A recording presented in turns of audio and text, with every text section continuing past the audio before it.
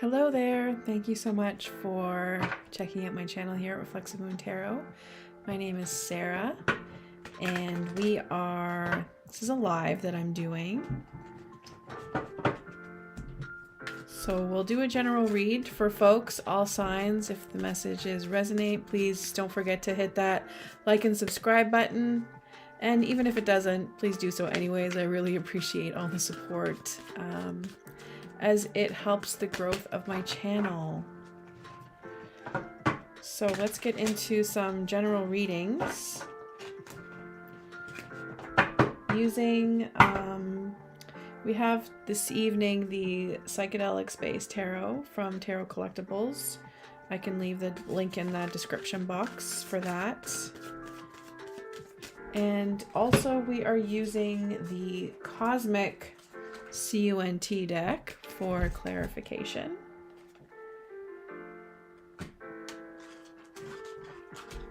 And Oracle tonight will be Theodora Bizzle. So we'll draw from there first. And who knows, maybe if I feel for it, I can grab one of the Spiritual AF cards, because those are always fun. Okay. So let's get into this for you all. Ooh, we have companionship. Love is in the air. Ba-na-na, ba-na. I don't know who sings that song. It sounds kind of like maybe Tom Jones, I'm guessing. Could totally be wrong. So companionship, we have the element of this is an air card, it looks like, interestingly, or fire. I think that's the fire symbol. I'm not 100% sure. So many symbols to remember. So companionship. Companionship doesn't necessarily have to be about romantic encounters or even like intimate relationships or committed relationships. I mean, companionship definitely usually has something to do with commitment, consent, 100%. But it can also be a companion that is non-platonic. It can also be a companion who is maybe non-committal, let's say non-monogamous. That's so much more tasteful. But companionship can also be like any type of kindred spirit, really. It can be family, like siblings, nibblings, all of the types of relationships that we have that make us feel like we aren't alone. That is what this card is calling into question, or basically challenging us to really think about who has our back, or who we really get that satisfying connection from. And that happens in so many ways, platonic and non-platonic. So this could be a love read. This could be a workplace relationship read. This could be a friendship read. Let's see what the cards have to say. Ooh, geez. That literally flipped into the trash. Are we dealing with some trash? No. Trash at work? Trying to get work done, but trash is like our efforts are being thrown into the gutter, or someone sees our efforts as only gutter worthy. Like, what the F is that about? No, thank you. Our hard work is exactly that. We are focused. We are getting things done. We are completing tasks. And There may be some barriers to that. I'm not sure like where that landed, if it was in the upright or the reversal position. We may not be getting things done. Usually that is on account of barriers. Like even when you think about laziness or procrastination, that is usually centered in an inability to emotionally regulate. So there is a deficiency that is at play. Let's see. Or like maybe what you do is help people deal with their trash. Maybe you're an organizer. Maybe you're helping people get things done and deal with their trash. That is entirely possible. Maybe that's something that you want to look into doing as a side gig even. Like helping folks deal with their organizing. Or what else?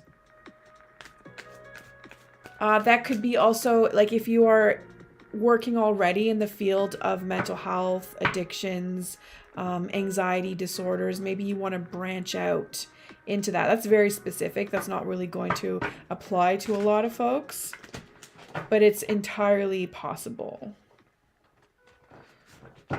Whether or not you see it as probable. Justice. So there are like... There's an injustice occurring at your work, in your place of work, or with regards to what it is that you do for work. And that can like cover so many areas. This is very general, but either way, like with the way that it just sort of flew into the trash, like I'm starting to really feel like you're dealing with legit trashy people at work. And that's like the real injustice. Your workplace could also be a place that is very centered in respect and creating space. And so that's what really is like the icing on the effing cake when it comes to that. And when you think about like trash and the culture of trashy independent, I don't know, like, so on one hand, you know, real folks are where it's at. They're the cat's meow. And on the other hand, though, there are folks who are like just have zero class about them. It's all fake. There's nothing authentic about it. And then there are people who are like blatantly trashy. So take it for what it is. No matter what, the whole business of crabs in the bucket, like the ones that are pulling other people down as opposed to seeing a vision of uplifting each other in order to create a atmosphere of progress, is kind of like the name of this game.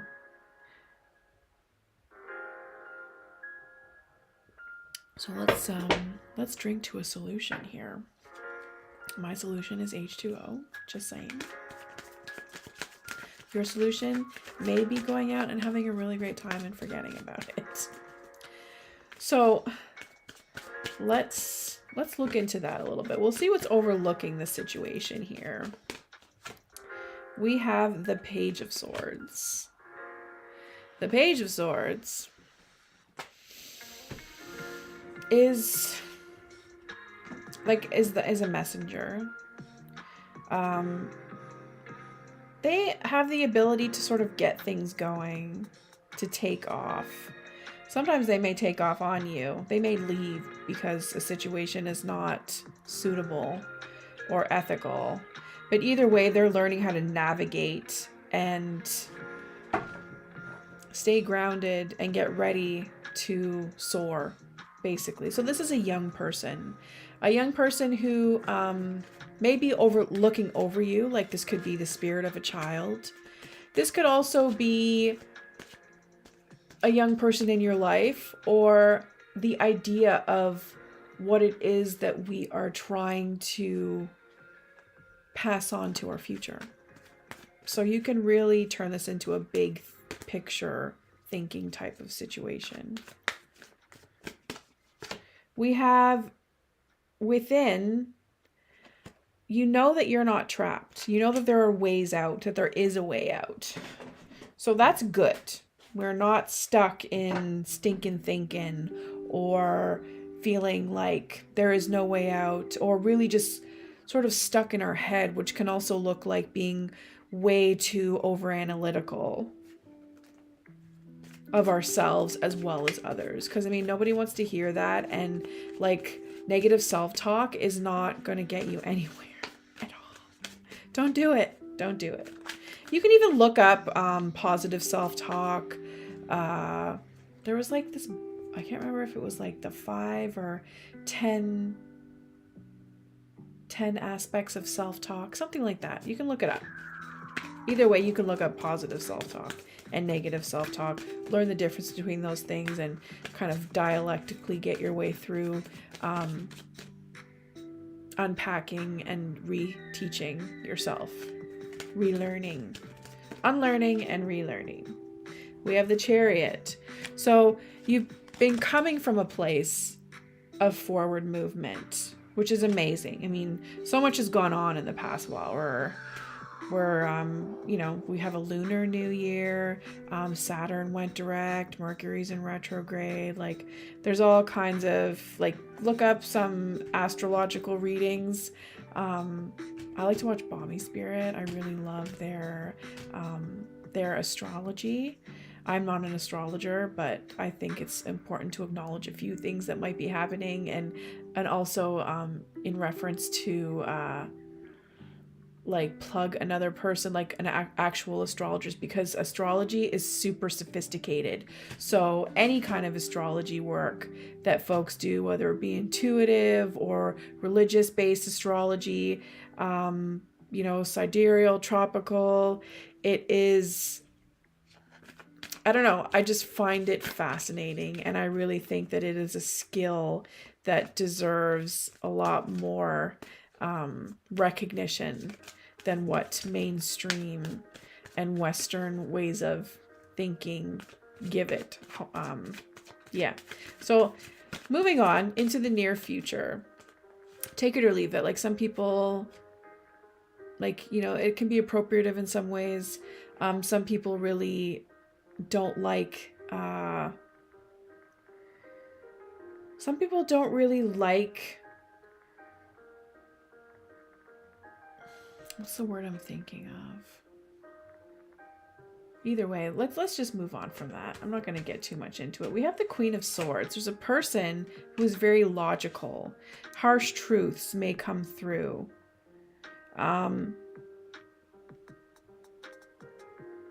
Takeaway is coming to my mind. What are we taking away? And like when it comes to logic and reason, you really have to consider very closely ethics. So who are you taking away from? And it can be challenging. There really is no, it's complex. There's no really right answer, right?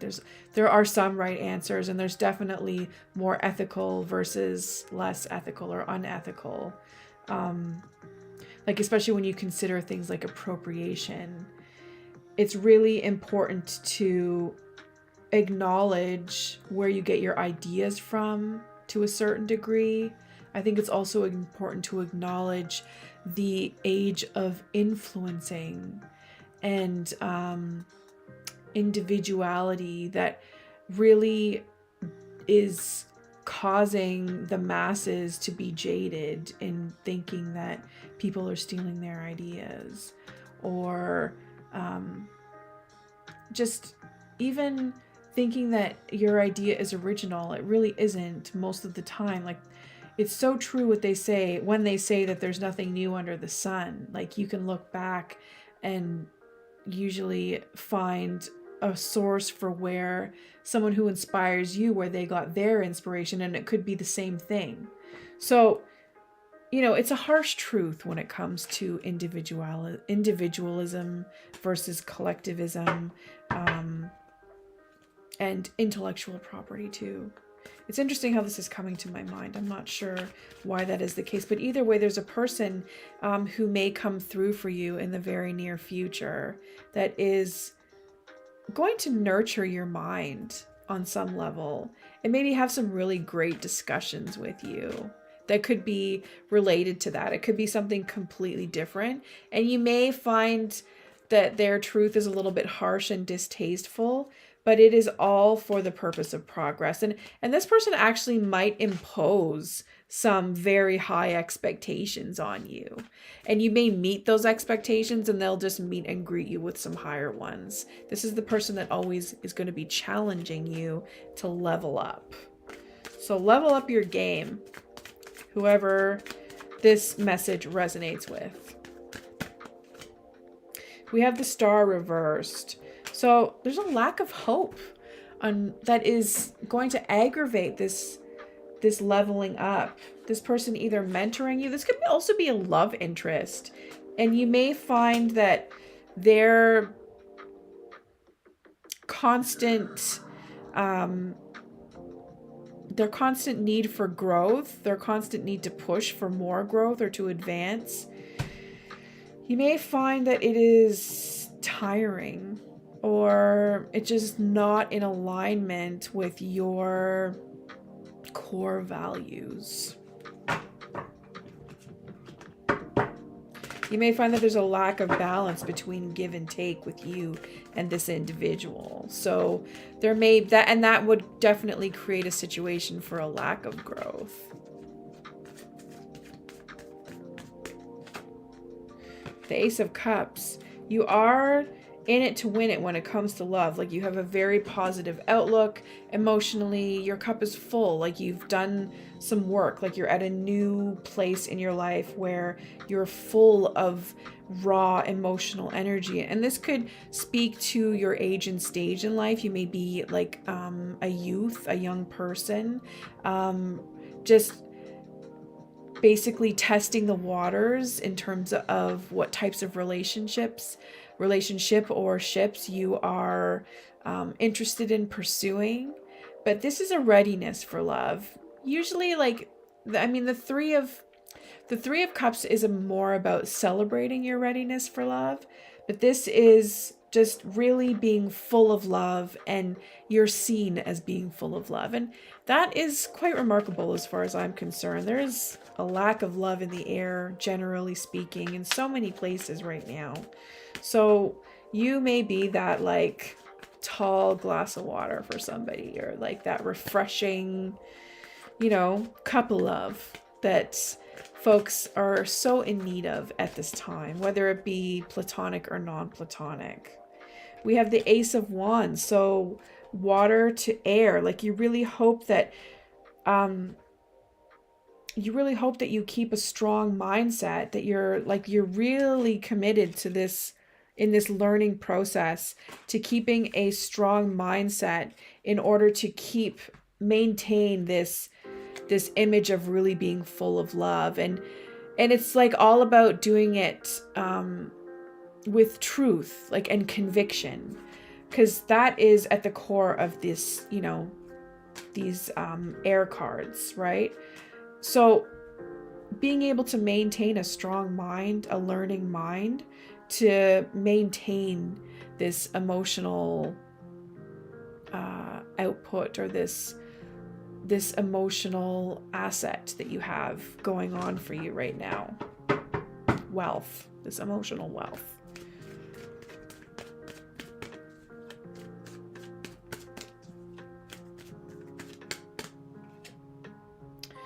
So, interestingly, you really need to be careful about boundaries. I just want you to understand that with this type of love, this abundant impression of having such a great amount of love, it may attract people. And so you need to be careful. I don't think that you're going to be hoardy with it. I think that actually might be something you want to balance out to a certain degree, is not wearing your heart on your sleeve, because people are going to go after you and rob you of your sacred love energy. So having some good boundaries, being careful about who we share our feelings with, because people will unfortunately use that against you. And it is a really tough pill to swallow. Don't swallow pills, but yeah, like generally speaking, don't swallow pills for nothing, especially tough pills to swallow. So yeah, let's clarify this Four of Coins reversed. Recognition. Either you are not being fully recognized to your true potential, or you don't recognize yourself. Or maybe your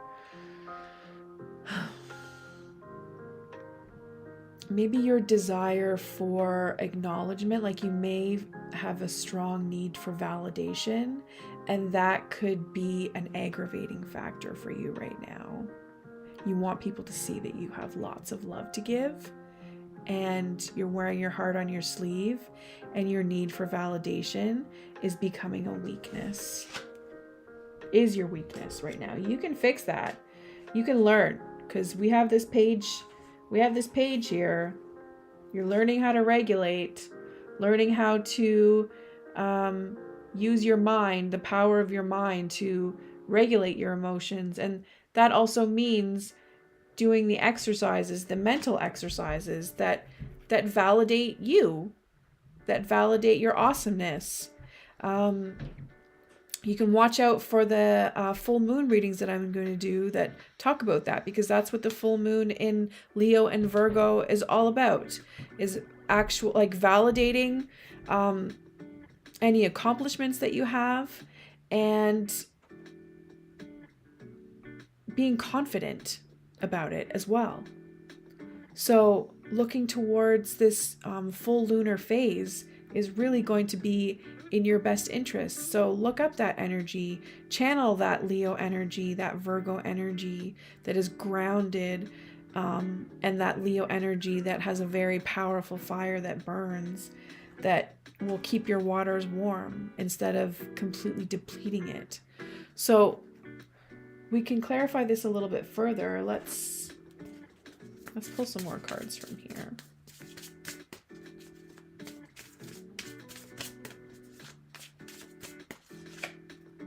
We got the Five of Coins, another five, the Five of Cups. So money might be on your mind. Self-love, like you may be placing too much value on how much money it is that you have. When you think about stratification and the ability to provide, especially for men, for the masculines out there. And then, like, just, it can create a high demand when, like, there is a high demand for masculines to provide. It is problematic in certain circumstances. Not so much when there is a lot of domestic labor being put out by another partner. So, because that is also valid work. So there might be some conflict where you really kind of need to mature up on the output of all parties in whatever situation you may be in right now. And then we have the Wheel of Fortune. So cycle complete or cycle repeat. The choice is yours. And I will be leaving it at that. Thank you so much for checking out my channel. You can donate. Links are in the description box. And we will catch you again next time. Take care and bye for now.